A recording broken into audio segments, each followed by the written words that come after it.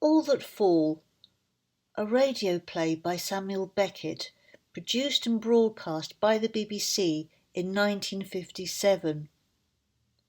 It featured sounds that were neither sound effects nor music, but radiophonic. The setting, rural Ireland. Maddie Rooney is walking to the train station to meet her blind husband Dan.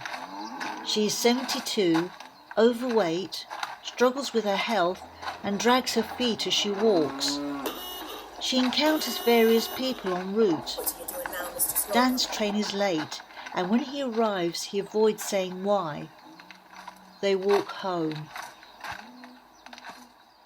Listening to a radio play is like the solitary and intimate experience of someone reading a book. And music, like poetry, occupies a particular internal imaginative space. For Beckett, the idea for the play first came out from sounds emerging from the dark. He wrote, "Never thought about a radio, but in the dead of night, got a nice gruesome idea, full of cartwheels and dragging of feet and puffing and panting, which may or may not lead to something."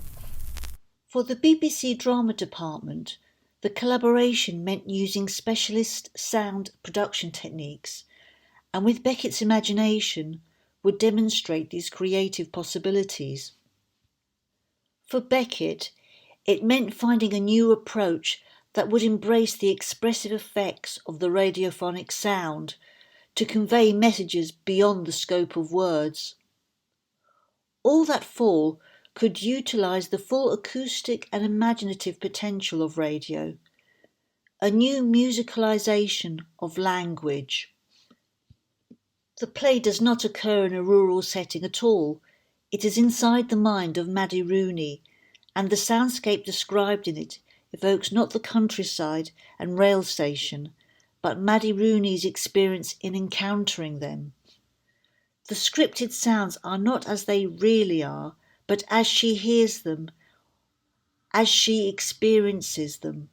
These sounds needed treatment to remove them from the purely realistic sphere by using techniques of musique concrète. Its concept, acousmatics, was to remove a sound from its cause, to dissociate it from its origin. You record sound onto tape, then you manipulate it to change its nature. You add more treatments, adjust filters, echoes, acoustic qualities, record it at different speeds, play it backwards, add it to itself over and over again, cutting the tape into segments, then reassembling them in new ways. These new sounds make imaginative demands on the listener. Properly used, radiophonic effects are free of irrelevant associations. They have an emotional life of their own. Ideal for Beckett. As musique concrète lifts sound away from its physical source, Beckett could do the same with sounds and words. The characters become dissociated from themselves, alienated from the words they speak. Beckett understood how to write for sound, creating dense acoustic textures. He grasped that the sound medium needed strict formal patterning and great clarity of structure. Rhythm, rhyme, forms with sections of lines, patterning of music and movement, all impose form on the formless. Consider Beckett's opening directions. Rural sounds, sheep, bird, cow, cock, severally, then together, silence.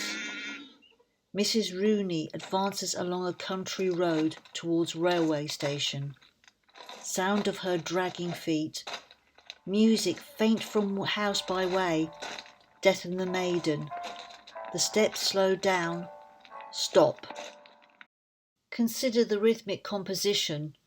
4 animals, corresponding exactly to the 4 in a bar meter of Maddie Rooney's walk. It continues to follow a simple drum rhythm, a steady percussive beat. and later more sounds closely following a complex pattern of small-scale rhythms. The musical quality of Beckett's language is shown by the paring down of words, patterns of words, the precise timing of pauses or silences, repetitions, and the shaping of sounds into elaborate musical themes and variations. Beckett's notebooks, full of precise stage directions regarding the timing of pauses, rhythm, tempo, duration, tone, pitch, all draw attention to the resonant qualities of the words.